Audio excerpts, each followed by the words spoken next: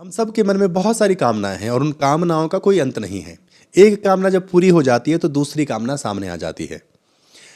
भगवान श्री कृष्ण अर्जुन को ये समझाने की कोशिश कर रहे हैं कि मोह के बंधन त्याग दो।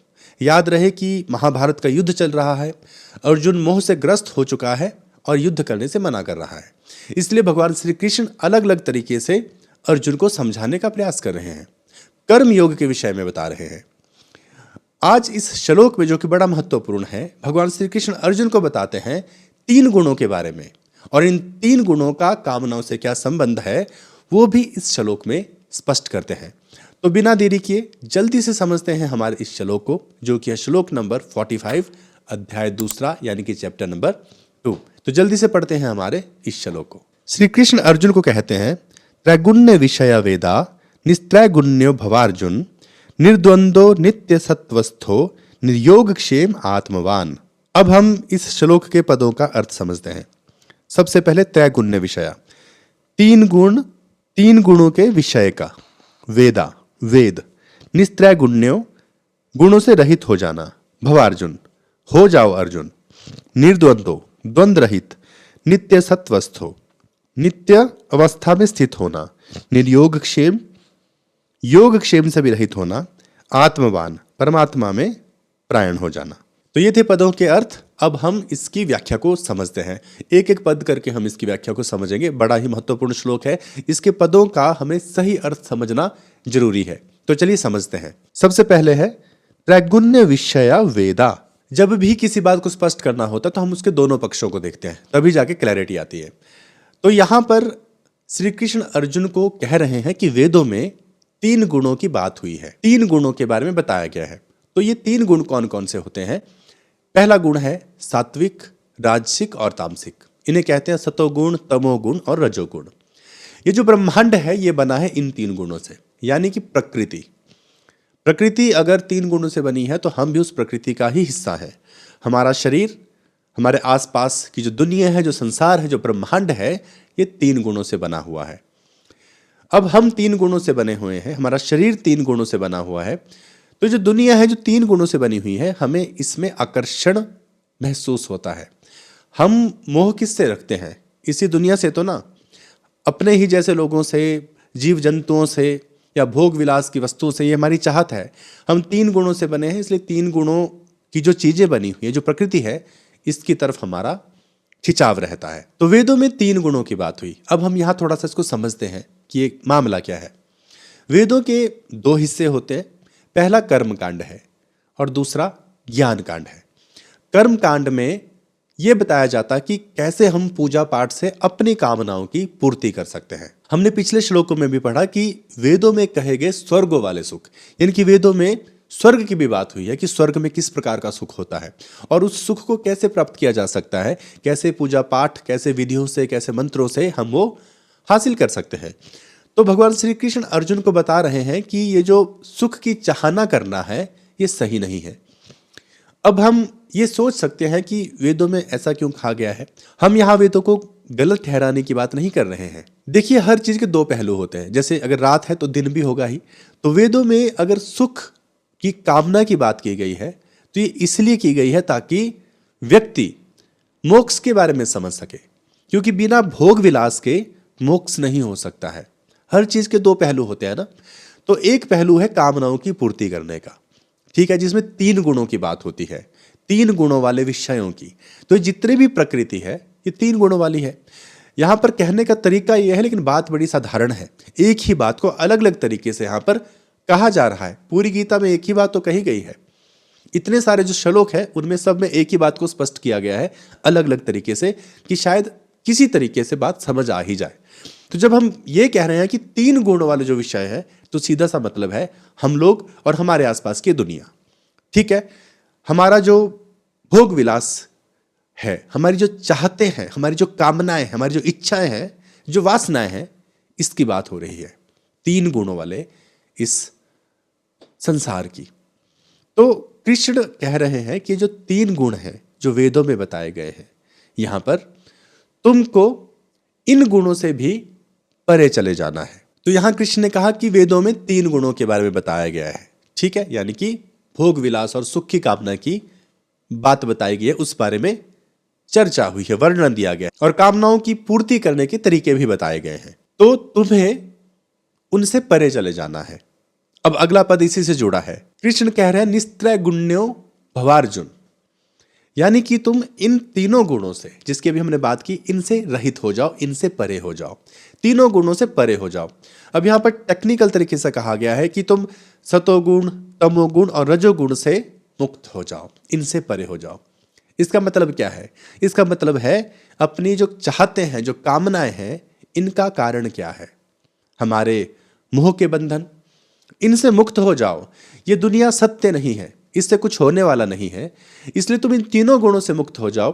तीनों गुणों से मुक्त होने का मतलब ये नहीं है कि तुम शरीर ही त्याग दो, ऐसा तो संभव नहीं है। इसका मतलब ये है कि जो वेदों में सुख और कामना की बात कही गई है, तुम उससे मुक्त हो जाओ, क्योंकि तुम्हारे जीवन का लक्ष्य वो नहीं है। इसके बारे में तो कृष्ण ने बताया ना, अच्छे से स्पष्ट किया है, सीधे सीधे कहा है कि जो इस दुनिया के भोग विलास में ही रहता है वो राक्षसी प्रवृत्ति का है। जो लोग रचे पचे रहते हैं इन्हीं स्वर्ग के सुखों के बारे में, इनको या तो भोग रहे होते हैं या तो उनको भोगने की इच्छा करते हैं, वो लोग असंख्य विचारों वाले होते हैं, उनमें एक निश्चय नहीं होता, यानी कि उनकी प्रवृत्ति ठीक नहीं होती है। इसलिए कृष्ण कह रहे हैं कि तीन गुणों वाले ये जो दुनिया है, वेदों में जिसका वर्णन किया गया है, तुम इससे परे हो जाओ। तो कहां जाएंगे? वेदों का दूसरा भाग उपनिषद, वहां चले जाओ। जो वहां बताया गया है उस पर ध्यान दो। वहां क्या बताया गया है? वो गीता ही है, गीता ही उपनिषद स्वरूप है।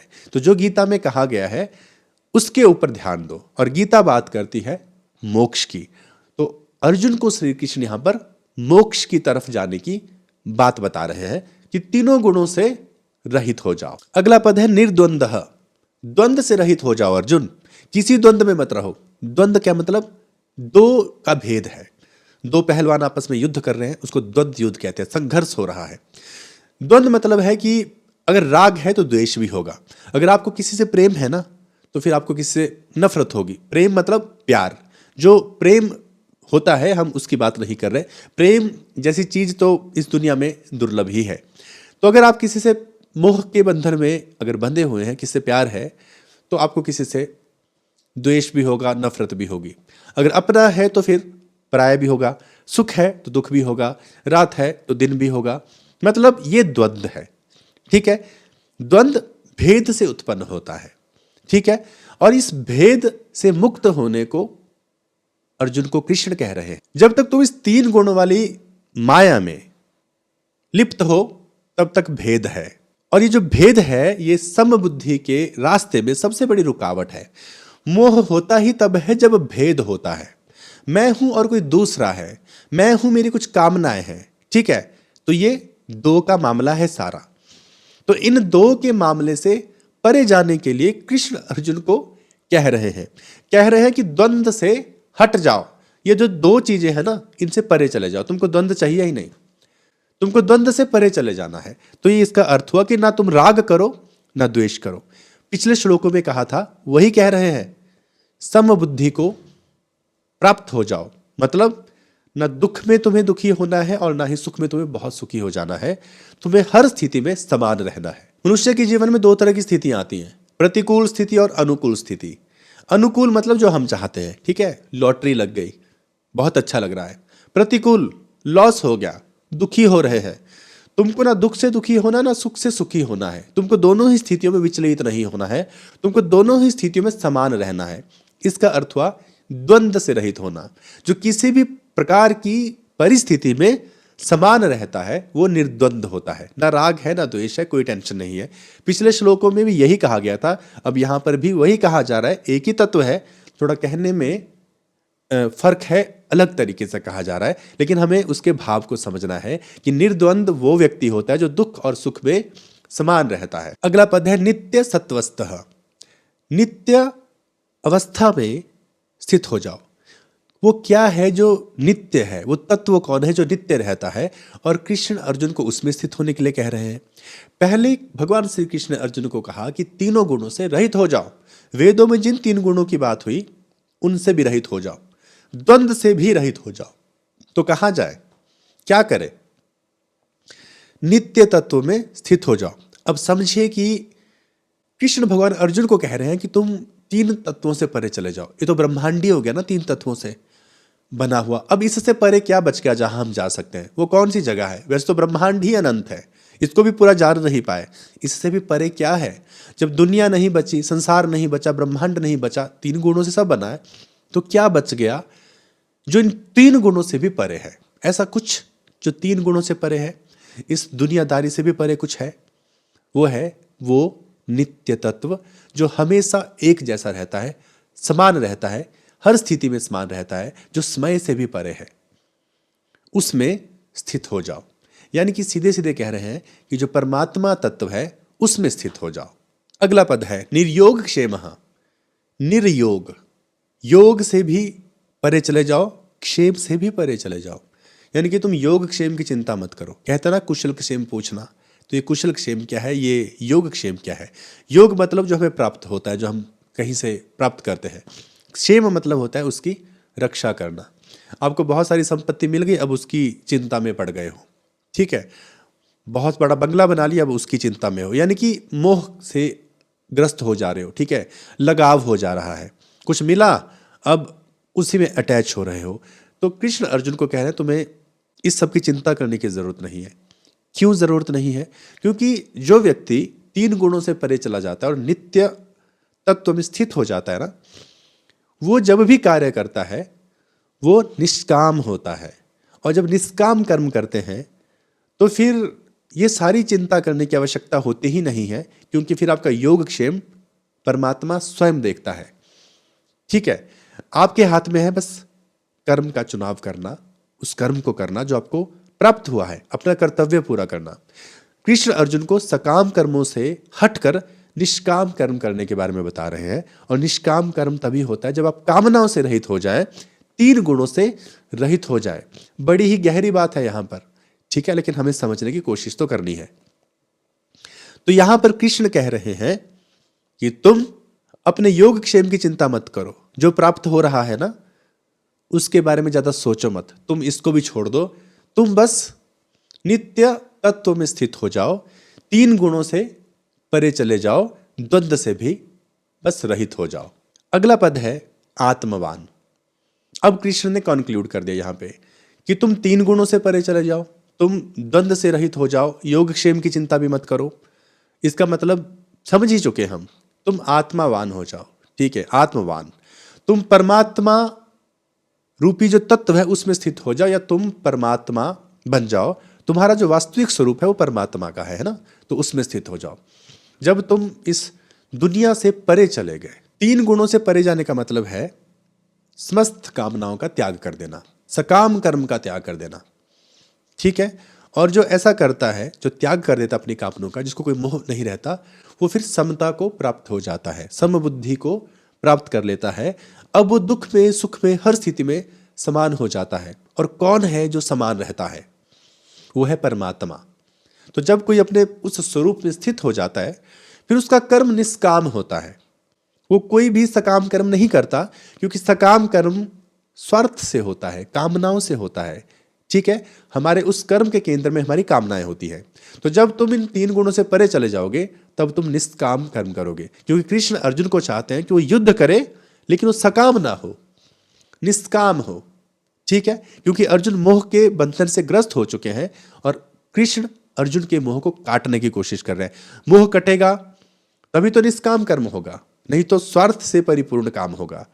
तो वेदों में कहे गए जो सकाम कर्म है, कृष्ण अर्जुन को समझा रहे हैं कि इनसे परे हटो, दूर चले जाओ और निष्काम कर्म के बारे में सोचो।